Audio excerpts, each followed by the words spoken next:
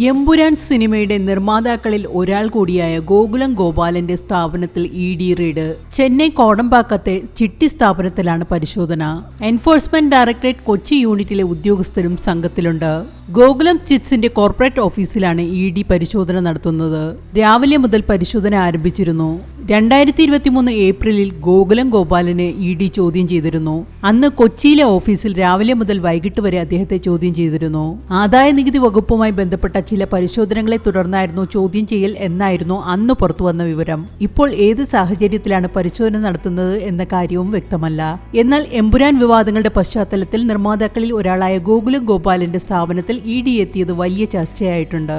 Empuraan cinema Lyca പ്രൊഡക്ഷൻസുമായി ബന്ധപ്പെട്ട് തർക്കത്തിൽ എത്തിയപ്പോൾ അവസാന നിമിഷമാണ് ഗോകുലം ഗോപാലൻ രക്ഷകനായി എത്തിയത്. പിന്നീട് എമ്പുരാൻ വിവാദമായതോടെ ചില രംഗങ്ങൾ നീക്കം ചെയ്യണമെന്ന് താൻ ആവശ്യപ്പെട്ടുവെന്ന് ഗോകുലം ഗോപാലൻ ചില അഭിമുഖങ്ങളിൽ പറഞ്ഞിരുന്നു.